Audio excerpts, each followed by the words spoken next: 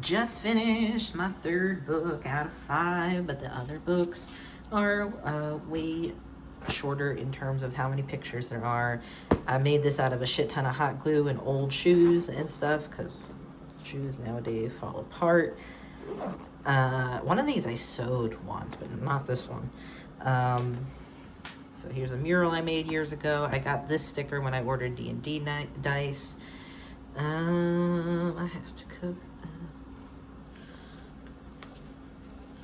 Let me see if I can cover this up. Not really. But like, I have the author's names and my name and my Tumblr name on here. But here we are. I'm just gonna flip through and try to keep this under 2 minutes. Some of these I color edited, some of these I didn't. This is all Silver Sharpie, baby. I had a lot of fun. Generally I do skin tones in colored pencil just because I can get a little more like specific with it. What was I gonna say? Though sometimes I'll use my actual markers because I want to have like an intense hair skin color. That did not work out here. I wanted her to be dark, but this just came out as red, and it didn't look good because she's Native American, and excuse me, she's First Nations, and she is Lanu. Let's be specific. She is Lanu, aka Micmac. They don't look like that. So this is more accurate to my vision, though not quite. Anyway, now that I have the markers and stuff, I like to do background colors. This is the sapphire. Can I zoom in? Wow. Snow Queen with the sapphire. Metal shows way the fuck through pages, so I try to be more sparing with it. But I like to mark up, well, I mark up the pages to do like color comparisons. Now that I have this swatch, which I made towards the end, it does help. But I still do color comparisons to see what works next to each other.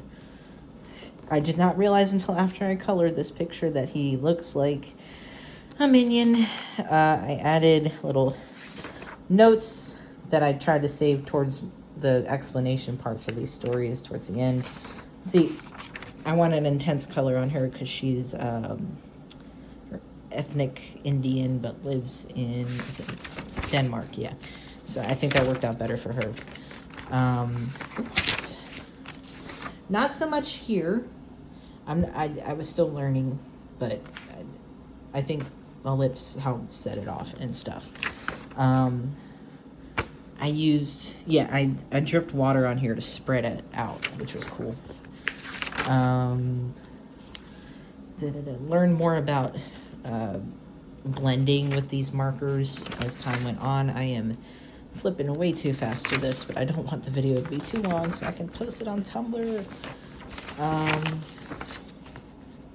I'm very proud of how the coloring for her came out here. This is kind of a boring picture. I have to like not show you too much of the explanations because I did write real names on there, but it's fine. This, I'm not too sure if I like how it turned out, but I wanted to do like, it's Wizard of Oz, so I wanted it to be like, grayish and stuff. And then color.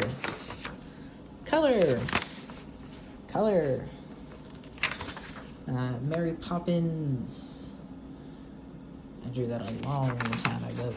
Some color comparison here.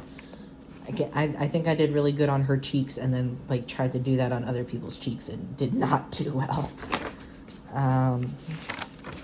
Another coloring fail, I started mixing more with the color. Like his looks a little better, but I started mixing more with the colors after this one because it just, faces are varied. Mostly did pen on that.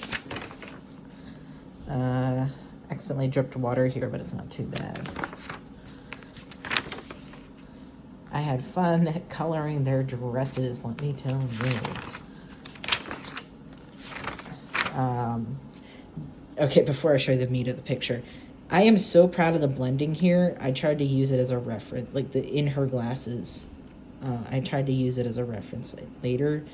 And it took me some practice to like really get it down. Like I'm still not quite sure how I did this so perfectly, but yeah. Anyway, cue picture. Oh my God. I did, for every like girl, I did color comparisons and like color swatches, I guess. And that's how you can see it.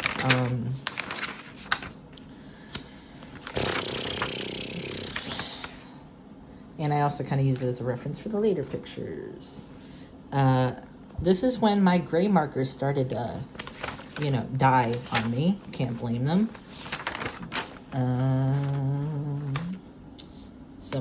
Now I try to write notes and explanation.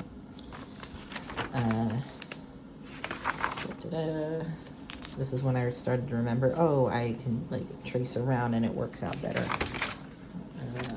Yep. This got me flagged. It's a male chest, and even if it wasn't a male chest, what the fuck ever.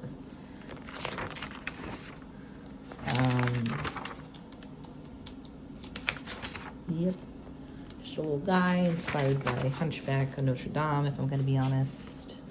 This I was really worried about doing, so I colored lightly here, colored darker here, and then marker.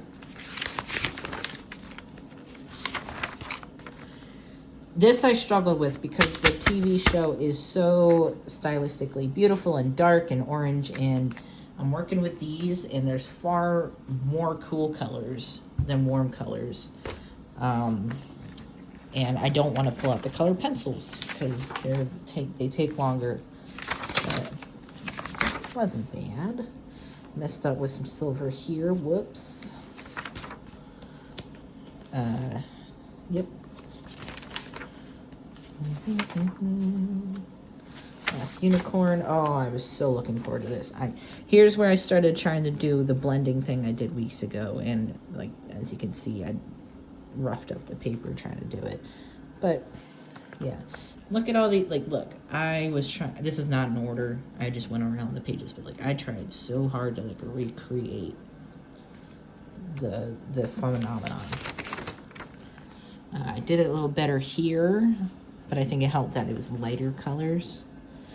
And then I wish I could have taken the silver all the way through. I don't think this quite looks good. It's silver pencil, but otherwise I think it does look cool. The bowl. This is supposed to be ruby, and it shows up when you turn it to the light a bit, but I probably would have done it differently. I wish I could have turned the... I don't like that it's oriented this way. None of the other pictures are like that, but it's gorgeous. I did such a good job with the blending, in my opinion, and color matching.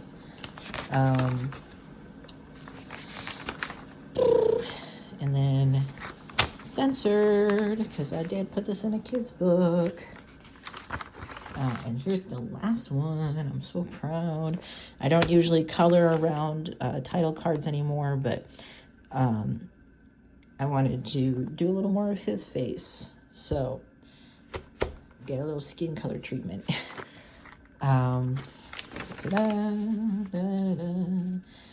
Because there's so much white on here and I hate the bleed through, I chose to do color pencil here, but it's fine. I probably should have color matched these two, but it's fine. I'm proud of how I drew their outfits, and I think his face came out okay, though I kind of cheaped out down there. And that is that. Here's my other dragon, and here is the back cover. Oh, and here's the spine. It's kind of suffering.